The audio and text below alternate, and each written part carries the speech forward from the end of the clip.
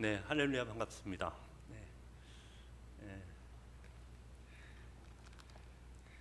제가 여기서 사역을 2000이 아니구나. 2002년까지 하다가 오늘 왔으니까 제가 계산해 보니까 3년 정도 된 것 같습니다. 네, 엊그제 같은데 벌써 23년이 되었고 또 이렇게 보니까 낯익은 얼굴들이 다 계셔서 너무 감사하고 좋습니다. 제가 그동안 어떻게 살아왔는가 얘기를 하면 재미가 없기 때문에 오늘 말씀을 함께 나누겠습니다. 우리 잠깐 기도하고 말씀을 나누겠습니다. 거룩하신 주님 감사합니다. 오늘 이 귀한 교회 하나님께서 불러주시고 말씀을 전하게 하심을 감사합니다. 전하는 자나 듣는 자 모두가 주의 은혜 가운데 있게 하여 주시옵소서. 예수님의 이름으로 기도합니다. 아멘. 오늘 본문의 말씀은 되게 슬픈 이야기입니다. 왜냐하면 예수님이 이제 곧 십자가에 달려 돌아가실 때가 얼마 남지 않았는데 예수님을 따르던 수많은 사람들과 그리고 그 측근에 있었던 제자들조차도 다 예수님을 떠나고 이제 얼마 남지 않은 사람들만 남게 된 그런 이야기를 우리가 읽어보았습니다. 지금으로 말하면 예수님이 목회를 되게 못하신 겁니다. 왜냐하면 인원이 점점 줄어서 오늘 본문에 보면 이제 12 남았다 이렇게 생각할 수 있는데 주님께서 왜 이렇게 하셨을까? 왜 그렇게 열심히 복음을 전하시고 제자를 세우셨는데 왜 남은 것은 이 사람들밖에 없는가 하는 것입니다. 그리고 더 나가서 우리가 알듯이 예수님이 십자가에 달리실 때는 아무도 남지 않고 다 도망갔습니다.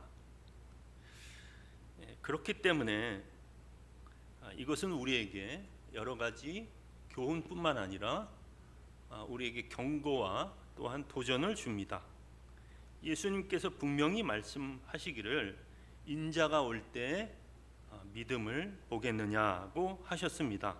말세가 되면 많은 사람들이 그리스도를 떠나 세상으로 갈 것을 성경은 이야기합니다. 그렇기 때문에 우리는 주님이 오실 때까지 우리 자신을 돌아보아 우리가 그런 사람이 되지 않도록 늘 조심해야 할 것입니다. 주님, 나는 아니지요? 라고 물어야 하는 것입니다. 예수님을 따르던 수많은 제자들이 떠났다는 것은 그 떠난 사람들은 겉으로는 제자였으나 실상 참 제자는 아니었다는 것이 증명이 되었습니다. 지금도 교회 안에 세상에는 수많은 성도들이 있습니다. 겉으로는 신앙인처럼 보이지만 그러나 결국 하나님께서 시험하실 때 떠나는 사람들이 있게 되는 것이죠. 즉 교회를 다니는 단순한 출석인인가 아니면 그리스도를 따르는 진정한 제자인가 하는 것을 우리는 스스로 물어야 할 것입니다. 교회 안에 있다고 해서 다 제자는 아니다. 이 말이 사실은 되게 무섭고 두려운 말이 되는 것입니다. 마태복음 7장 21절에도 말합니다. 나더러 주여 주여 하는 자마다 다 천국에 들어갈 것이 아니요 다만 하늘에 계신 내 아버지의 뜻대로 행하는 자라야 들어가리라고 말씀하십니다. 이 말은 입으로만 주님을 외친다고 해서 되는 것이 아니라 진정 아버지의 뜻대로 행하는 자, 즉 참 제자가 되어야 할 것을 이야기합니다. 그런데 우리가 생각할 것은 이 제자가 된다는 것이 무엇인가? 신앙생활을 열심히 하고 예수님을 잘 따르면 제자가 되느냐? 어떤 자격을 갖추게 될 때 제자가 되느냐고 생각할 수 있지만 성경은 그렇게 말하고 있지 않습니다.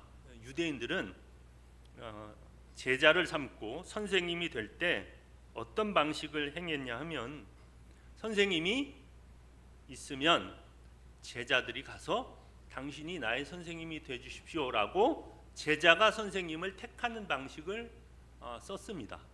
그래서 세례 요한을 쫓아다니던 제자들이 예수님을 쫓아가서 어디 계십니까? 물은 것은 내가 당신을 따라가겠습니다라고 나의 스승이 되어 주십시오라고 부탁한 것이죠. 그런 식의 방식이 자연스러운 것이었습니다. 그런데 예수님은 그렇게 하지 아니하시고 반대로 자기가 제자 삼을 사람들을 찾아다니며 그 제자를 한 사람 한 사람 부르셨습니다. 그리고 하시는 말씀이 네가 나를 따라오면 이것도 해주고 저것도 해주는 어떤 조건을 제시한 것이 아니라 단순히 나를 따라오라고 말씀하셨습니다. 이것은 신적인 부르심이죠. 어떤 외적인 조건 때문에 따라가는 것이 아니라 하나님의 어미하시고 놀라우신 음성을 들은 사람들이 자동적으로 그 말씀에 따라 일어나 자기의 가진 것을 다 버려두고 예수를 따라가게 된 것입니다. 이것은 무엇을 말합니까? 제자 삼는 것은 그 주도권은 예수님에게 달려 있다는 것입니다. 그러니까 우리가 예수님을 택한 것이 아니라 예수님이 제자를 택하시고 우리를 택하셨다. 이것이 성경에서 말하는 구원의 아주 중요한 부분입니다. 그러니까 오늘 성경에 나오는 수많은 사람들이 예수님을 떠나게 된 이유는 무엇입니까? 그것은 바로 예수님이 그들을 택하지 않았다는 것이 결과적으로 나타난 것이며, 또한 예수님이 부른 사람들은 결코 그들을 떠나지 않고 끝까지 남게 된 것입니다. 구원은 우리의 노력이 아니라 하나님의 은혜라는 의미가 여기에 담겨져 있는 것입니다. 훌륭하고 괜찮은 사람이 예수님을 쫓아가는 것이 아니라 부족하고 연약한 사람이 주님을 만나 괜찮고 또한 거룩하고 순결한 하나님의 사람으로 만들어가는 과정이 바로 제자가 된다 하는 것입니다. 고린도전서 1장 26절에도 사도 바울은 이렇게 말합니다. 형제들아 너희를 부르심을 보라. 육체를 따라 지혜로운 자가 많지 아니하며 능한 자가 많지 아니하며 문벌 좋은 자가 많지 아니하도다. 그러나 하나님께서 세상에 미련한 것을 택하사 지혜 있는 자들을 부끄럽게 하시려고 세상의 약한 것들을 택하사 강한 것들을 부끄럽게 하려 하시며 라고 말씀하십니다. 우리는 훌륭해서 제자가 된 것이 아니고 훌륭해서 주님을 따르는 자가 아니라 주님을 따르기 때문에 훌륭하게 된 것이다 라고 말씀하는 것입니다. 그러나 수많은 사람들이 겉보기에는 예수님을 따르는 것처럼 보입니다. 그래서 스스로를 속이기도 하고 다른 사람을 속이기도 하며 결국 교회를 속이기도 합니다. 그러나 그것이 결국 예수님의 키질 몇 번으로 쭉정이는 날아가고 진정한 신자만 남게 되는데, 그 과정이 오늘 읽진 않았지만 요한복음 6장에 나옵니다. 예수님께서 어떤 말씀을 하셨냐면 나는 하늘에서 내려온 떡이다 라는 말씀을 하셨습니다. 만나를 먹었으나 죽었으나 나를 먹는 자는 살 것이다 라는 말씀을 하십니다. 그때 수많은 사람들이 그 말씀을 이해하지 못하고 너무 어렵다라고 생각하며 그 말씀 때문에 예수님을 떠납니다. 그때 예수님께서 하신 말씀이 뭐냐면 살리는 것은 영이니 육은 무익하다라고 말씀하십니다. 즉 이 말씀은 영적인 얘기를 하고 있다는 것입니다. 우리가 놓치는 것 중에 하나가 뭐냐 하면, 저도 그렇지만 성경 말씀이 그저 사람이 쓴 책이 아니고 사람의 교훈이 아니라 영적인 것이라는 것입니다. 이것은 사람의 생각과 사람의 노력으로 해석되는 것이 아니라 성령으로 깨달아지는 것입니다. 그렇기 때문에 학문이 없고 어리다 할지라도 하나님의 영이 있는 자는 하나님의 말씀을 듣고 그것을 쉽게 받아들일 수 있으며, 반대로 아무리 공부를 잘하고 똑똑하다 할지라도 성령께서 그 말씀을 깨닫게 하지 않으면 절대로 깨달을 수 없는 것입니다. 그러므로 우리가 하나님의 말씀을 듣고 깨닫고 아멘하게 되는 것이 얼마나 큰 축복인지 우리는 생각해야 하는 것입니다. 이제 곧 주일학교 여러 행사들을 합니다. 유치부부터 청년부까지 그들을 가르치고 또한 훈련하는 일들을 하게 되는데, 그 중에 가장 중요한 일이 무엇입니까? 여름 성경학교, 즉 하나님의 말씀을 가르치는 것입니다. 하나님의 말씀을 가르친다는 것은 우리가 전하는 말씀의 능력을 믿는 것입니다. 영적인 것이라는 것을 믿고 그것이 그 심령 속에 심어질 때 하나님께서 성령으로 역사하셔서 그 아이들이 변화될 것을 믿음으로 그들에게 말씀을 가르치는 것이죠. 이것은 세상의 방식이 아니라 영적인 방식입니다. 가르치는 자나 듣는 자 모두가 이것을 잊지 말아야 할 것입니다. 그런데 말씀은 사라지고 다른 것이 그 자리를 차지하면 그것은 사실은 주객이 전도될 뿐만 아니라 진정한 효과를 누릴 수가 없습니다. 보통 교회에 보면 유치부가 있죠. 요새는 유치부가 정말 인원이 줄어서 안타깝지만 하나님께서는 그 아이들을 통해서 30배, 60배, 100배 결실을 맺을 것이라고 믿습니다. 근데 유치부 아이들이 도대체 하나님의 말씀을 이해할 수 있을까라고 우리는 생각합니다.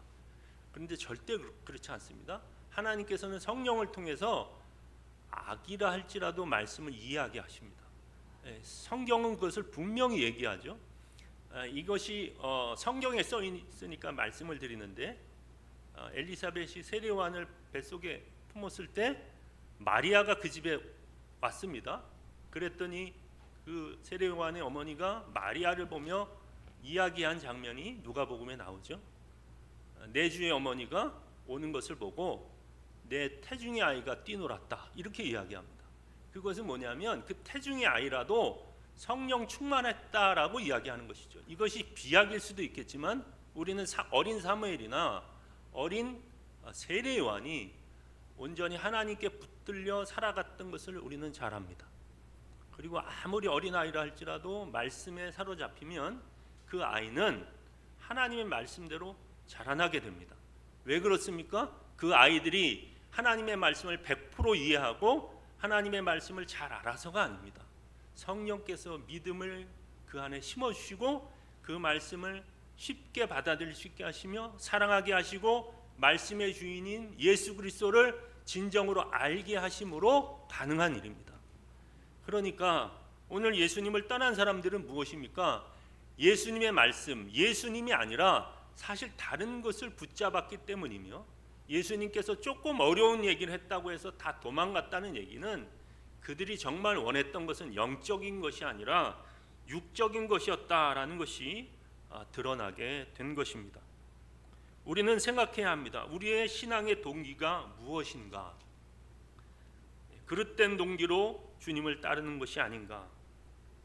첫 번째로 보면 군중 심리와 습관적인 것으로 신앙생활하는 사람이 있습니다. 다른 사람이 교회를 가니까 따라가거나 아니면 옛날부터 믿어왔으니까 그냥 주일날 갈 때는 없고 밥 주니까 온다, 뭐 그렇게 생각하는 사람도 있을 수 있겠습니다. 신앙의 의미를 깊이 고민하지 않은 채 그저 그냥 교회를 다니는 겁니다. 그리고 특별히 교회 다닌다고 해서 불이익을 당하거나 아니면 괴로운 일이 없기 때문에 편안함으로 교회를 다닐 수가 있습니다.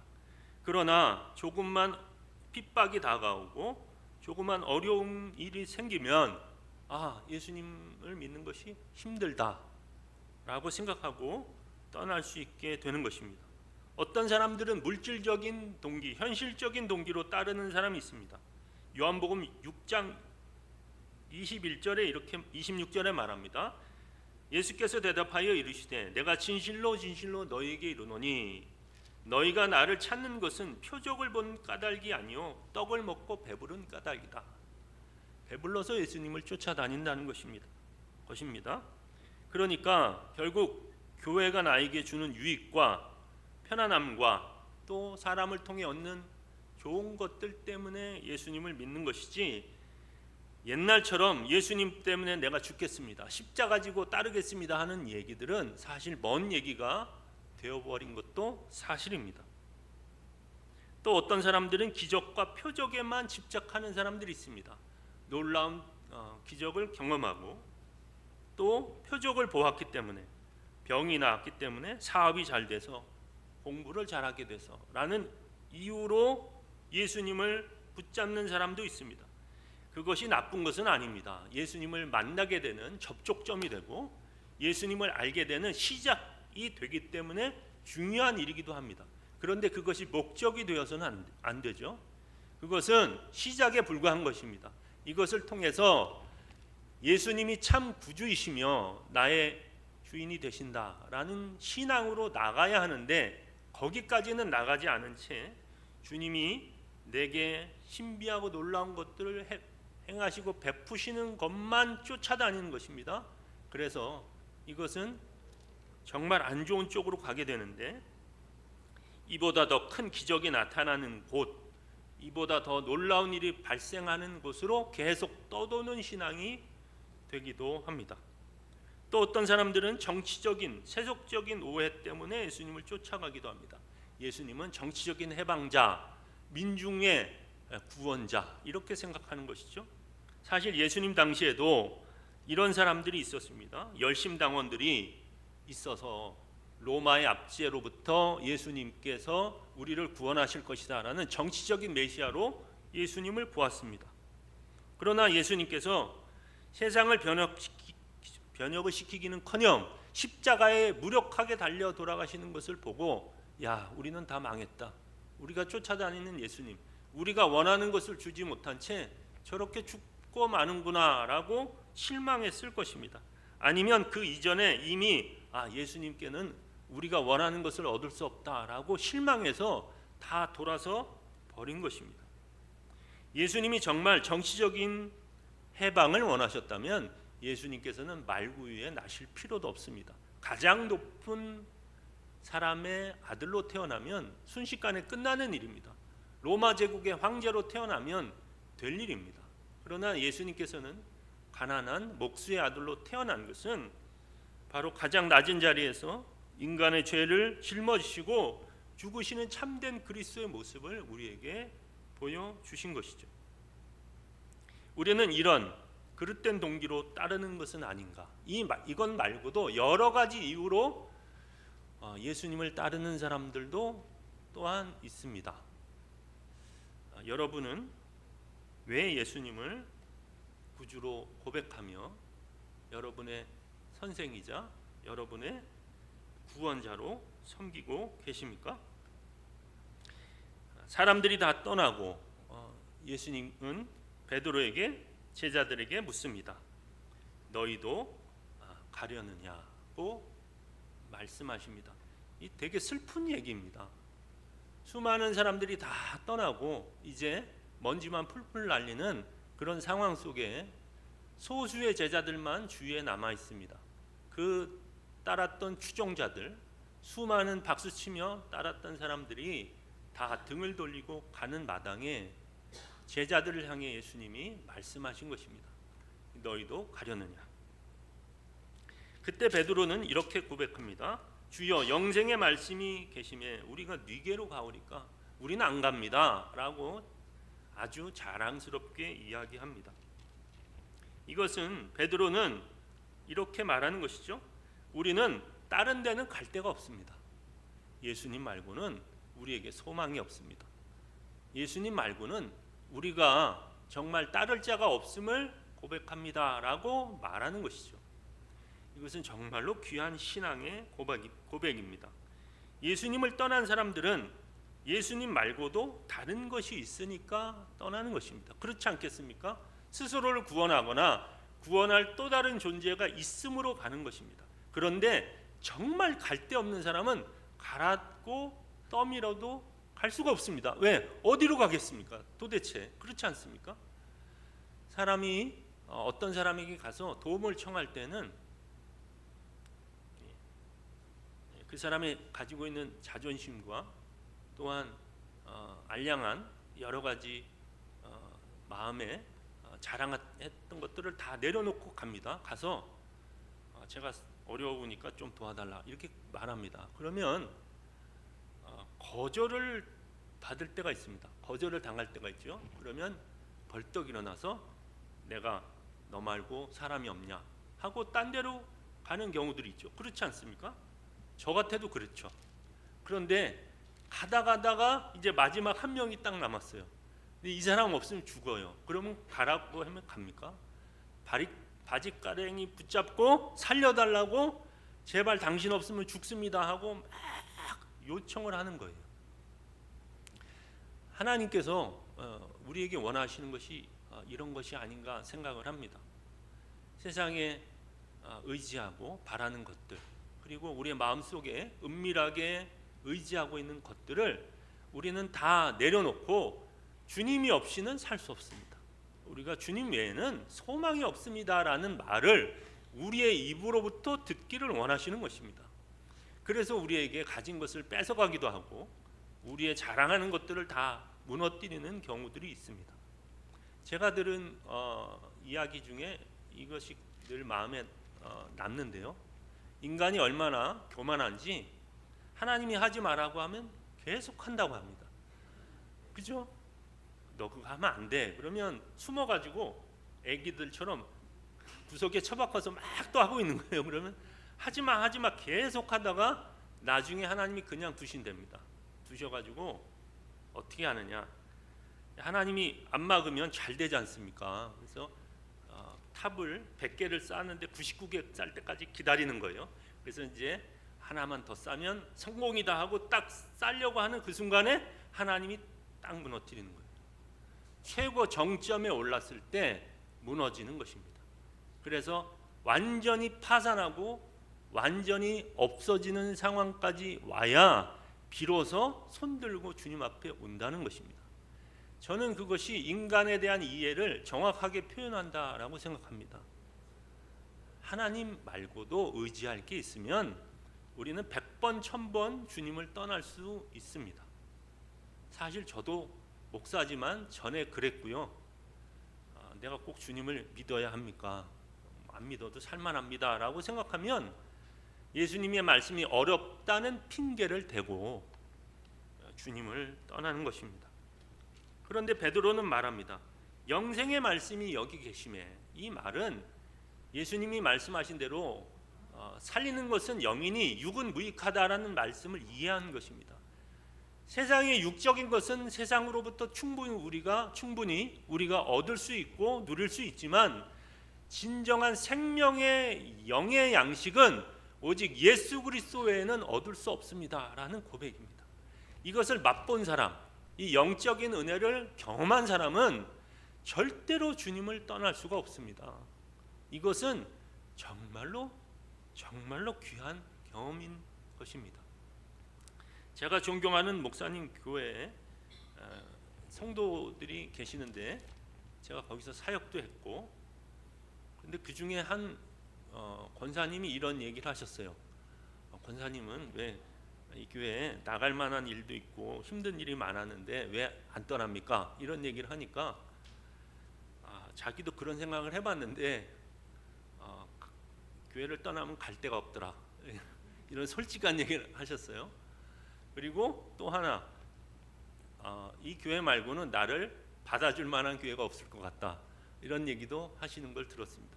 저는 그것이 아주 솔직한 얘기라고 생각을 합니다. 주님이 나를 받아주신다는 것, 주님이 나를 인정해 주신다는 것을 경험한 사람은 세상 말로 나가라고 떠밀어도 나는 주님을 절대로 버리지 않겠습니다라고 고백을 하는 것이죠. 생명의 말씀에, 귀한 말씀의 그 놀라운 의미와 은혜를 경험한 사람은 말씀이 없이는, 그 생명의 말씀을 듣지 않고는 살아갈 수가 없는 것입니다. 이것이 우리에게 있어야 합니다. 제가 모태신앙으로 열심히 신앙생활하다 군대 갔는데 다 아시다시피 군대 가면 한 번씩은 신앙을 버린다라는 그런 속설이 있어서 무슨 말도 안 되는 소리냐 하고 군대를 갔습니다. 그런데 저도 딱 그렇게 됐죠. 저는 한 번도 교회를 빠진 적이 없었습니다. 그리고 쫄병 시절에도 이제 맞아가면서 교회를 다녔고, 주님을 위해서는 내가 죽겠다 하고 막 교회를 다녔습니다. 저놈은 환자다. 이제 이런 얘기 영광스럽게 들으면서 교회를 다녔는데 병장쯤 되니까 빠져가지고 어느 순간 갑자기 마귀가 내 마음속에 들어왔는지 갑자기 아침에 일어났는데 교회를 가기 싫은 거예요. 주일날 희한한 일이 벌어졌습니다. 그래서 안 돼, 난 교회를 가야 돼. 왜냐하면 제가 이제 애들을 쫄병들을 데리고 교회를 항상 데리고 갔었거든요. 근데 갑자기 교회를 가기 싫은 거예요. 그래서 야, 니들끼리 갔다 와. 그리고서 주일날 노는데 얼마나 좋은지 모릅니다. 그동안 예배당 가서 열심히 예배 드렸는데 이 시간에 그냥 내무반에 누워갖고 텔레비 보니까 너무 좋은 거예요. 그래가지고 그거는 이제 한 주 두 주 계속했습니다. 근데 저는 교회를 빠지면 벼락 맞는 줄 알았거든요. 근데 벼락이 안 떨어지더라고요. 아무 일도 일어나지 않았습니다. 아무 일도. 그러니까 편안하게 교회를 다녔습니다. 안 다녔습니다. 그러다가 이제 하나님 은혜로 두들겨 맞고 다시 이제 교회를 나가게 됐는데 그 중에 하나 가장 내가 다시 교회를 나가게 된 이유 중에 하나는 하나님의 말씀을 듣는 것이었습니다. 여러분 시험 삼아 한번 빠져보십시오라고 말하고 싶지만 안딩 목사님한테 혼납니다. 그런데 빠져보신 분은 알겠지만 좋은 것은 잠시입니다. 나중에는 영적 갈급함, 속으로 메말라가는 자신의 영혼을 보게 됩니다. 그것을 보게 되는 것이 저는 은혜라고 생각합니다. 영적으로 말라가는 것이 얼마나 비참하다는 것을 아는 것은 복이죠. 그래서 결국 하나님께 다시 나오게 되는 것입니다. 그래서 베드로의 고백을 하는 것이죠. 영생, 이 생명의 말씀, 이것이 주님에게 있는데 우리가 누구에게로 가겠습니까? 이것은 그저 들어서 고백하는 것이 아니라 알고 경험한 고백이 되는 줄 믿습니다. 이 고백이 예수님을 따르는 제자인 여러분들에게도 늘 있기를 바랍니다. 바로 이 믿음의 고백은 하나님의 은혜로 되는 것이며 시몬 베드로가 대답하여 이르되 마태복음 16장 16절 주는 그리스도시요 살아계신 하나님의 아들입니다 라고 고백한 것과 동일한 고백이 되는 것입니다. 그런데 문제는 이 고백이 어디서 나왔느냐 하는 것입니다. 이것은 베드로에게서 나온 것이 아닙니다. 왜냐하면 은혜는 우리 스스로 만들어낼 수 없기 때문입니다. 그가 주님께서 주신 말씀을 옆에서 늘 듣고 하신 기적을 보고 하신 그 행동들을 통하여 주님의 말씀에 늘 노출되고 그 말씀의 의미를 부족하지만 조금씩 경험함으로 말미암아 성령께서 그 마음속에 믿음을 허락하심으로 가능하게 된 것입니다. 왜냐하면 다른 사람들은 다 떠났거든요. 하나님의 말씀은 무섭습니다. 왜냐하면 둘로 완전히 가르기 때문입니다. 어떤 사람들은 그 말씀을 듣고 회개하며 꼬꾸라지고 어떤 사람들은 그 말씀을 듣고 자신의 귀를 막으며 말씀을 전하는 사람을 돌로 치기 때문입니다. 하나님의 말씀은 사람들을 빛 가운데로 나오게도 하지만 자신들의 죄가 드러날까 봐 두려워하여서 더욱 어둠으로 들어가게 하는 그런 말씀이 진리의 말씀입니다. 말씀을 들으면 말씀을 전하는 사람을 죽이려고 달려들든지 회개하든지 그 둘 중에 하나가 일어나야 되는데 지금은 하나 더 있죠. 아무 일도 안 일어나는 일도 있습니다. 참으로 안타까운 일입니다. 폭풍우가 치고 바람이 부는데도 아무 일도 일어나지 않는 것은 불행한 일입니다. 그렇기 때문에 이 고백은 주의 말씀을 통하여 은혜가 그 마음속에 심겨져서 결국 자신의 입으로 고백하게 되는 것이죠. 믿음은 여러분의 생각과 여러분 안에서 일어나는 것이 아니라 밖으로부터, 즉 하나님의 은혜로부터 나오는 것입니다. 그래서 믿으면서도 자랑할 수가 없는 것은 이것이 우리의 것이 아니기 때문입니다. 하나님이 은혜를 주셔서 믿게 하신 것입니다. 오늘 본문의 말씀에 보면 중요한 말씀이 있습니다. 69절에 주는 하나님의 거룩하신 줄을 믿고 알았사옵나이다 라고 베드로가 대답했을 때 예수님이 이렇게 말씀하십니다. 예수께서 대답하시되 내가 너희 12를 택하지 아니하였느냐고 말씀하십니다. 즉 택한 너희들은 다 여기 있다라고 말씀하시는 것이죠. 12를 택했는데 그 중에 절반만 남았으면 예수님이 실패한 것입니다. 그런데 택한 12는 다 남았다는 얘기는 예수님이 택하여 부른 자들은 하나도 잃지 않는다는 주님의 말씀을 증명한 것입니다. 주님께서 붙으시고 주님께서 제자 삼은 사람들은 절대로 그 밖으로 나갈 수가 없습니다. 그런데 한 사람은 나갈 것이다. 예수님은 아시는 것입니다. 한 사람이 배반할 것 아시면서 붙은 것이죠. 몰라서 뒤통수를 맞은 것이 아닙니다. 예수님은 그가 자신을 배신할 줄 알고 제자를 삼으신 것입니다. 예수님이 그 손에 붙드시고 예수님이 제자로 삼은 사람은 한 사람도 버림을 당하지 않고 결국 구원으로 가게 된다는 사실을 주님께서 우리에게 말씀하시는 것입니다.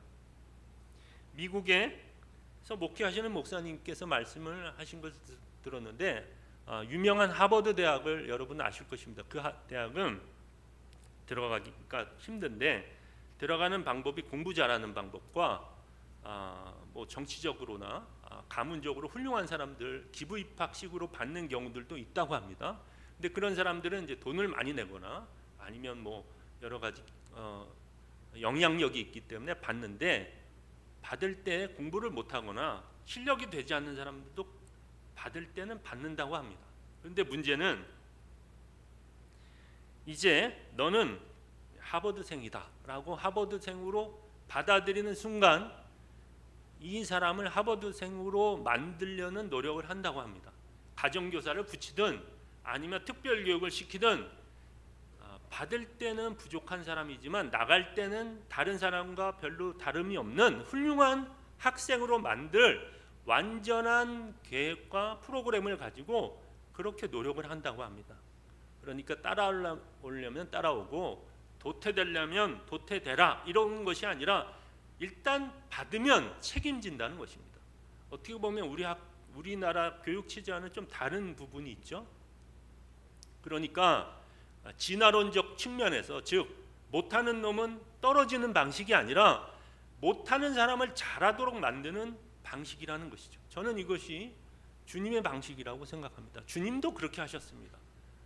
아무것도 모르는 사람들, 어부들, 또 세리, 손가락질 받는 사람들을 다 몰아다가 제자로 삼으셨습니다. 그리고 그들이 참된 그리스도의 제자가 될 수 있도록 부르시고 또한 성령으로 붙드시고 결국 그리스도의 교회의 훌륭한 일꾼들로 만들어가는 과정을 우리는 성경을 통해 보는데요. 그러므로 결국 그들을 떠나지 않게 하시며 붙잡으시는 하나님의 능력의 손이 있었으므로 그들은 결국 남게 되었다는 것입니다.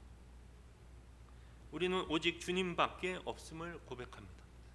많은 사람들이 뭐 코로나다 아니면 무슨 저출산이다 하는 여러 가지 핑계로 신앙을 잃어버리고 교회를 떠났습니다. 저는 이것을 외적인 것으로 평가하는 것은 옳지 못하다고 생각합니다. 결국 우리의 실체가 드러나고 우리의 실력이 그것으로 드러났을 뿐입니다. 우리의 신앙이 그것밖에 안 됐다라는 것이 증명이 된 것이죠. 그러나 주님께서는 그것 때문에 슬퍼하거나 흔들리지 않으십니다. 다 떠나고 12명 남았는데 주님은 그것 때문에 우시거나 하지 않으십니다. 왜냐하면 하나님 앞에 나온 진정한 남은 자, 이 사람을 통하여 예루살렘 교회를 세우시고 온 세상의 교회를 세우시는 일을 반드시 해내셨기 때문입니다.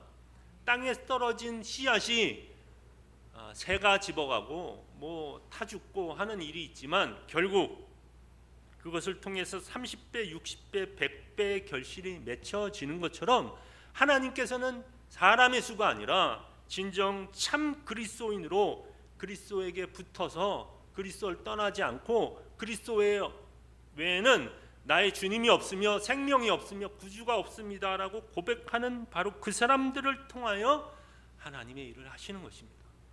저는 우리 동성교회 사랑하는 성도님들이 바로 주께서 부르심을 믿고 주님을 더욱 의지하며 다른 사람들이 다 교회를 떠나고 예수를 배반하고 세상으로 나갈 때에도 주님, 주께서 나를 붙드시오니 나는 주님을 떠나지 않겠습니다. 주여 나를 붙드시고 나를 버리지 마시며 내가 죽는 날까지 그리스도의 제자로 살 수 있도록 도와주시옵소서라고 고백하는 복된 성도들 다 되시기를 원합니다. 기도하겠습니다. 하나님 아버지 감사합니다. 오늘 우리에게 말씀을 주시고 우리의 진정한 신앙의 동기를 돌아보게 하여 주심을 감사합니다. 우리가 왜 주님을 따라가고 있습니까? 우리가 왜 주님을 믿고 있습니까? 이 질문을 우리 스스로에게 할 수 있게 하여 주시고 세상의 모든 것이 주님을 다 버리고 등을 돌린다 할지라도 영생의 말씀이 주께 있사오니 우리가 누구에게로 가오리까 고백하며 주께서 오시는 그날까지 주님을 따라가는 참된 그리스도의 제자들이 다 되게 하여 주시옵소서. 우리가 다 부족하고 연약하며 참으로 어리석고 할 수 없는 것이 너무나 많이 있지만 우리가 정말 주님을 사랑하고 주님을 따라가기를 원하오니 주여 약한 자를 들어 강한 자를 부끄럽게 하시는 주님의 은혜가 우리 가운데 있게 하여 주셔서 아버지 우리를 통하여 하나님의 나라가 세워지며 교회가 든든히 서게 하시며 또한 이 지역사회가 변화되고 하나님의 선교가 이루어지는 놀라운 일들을 하나님 우리 사랑하는 교회 성도들 통하여 이루어지게 하여 주시옵소서. 예수님의 이름으로 기도합니다. 아멘.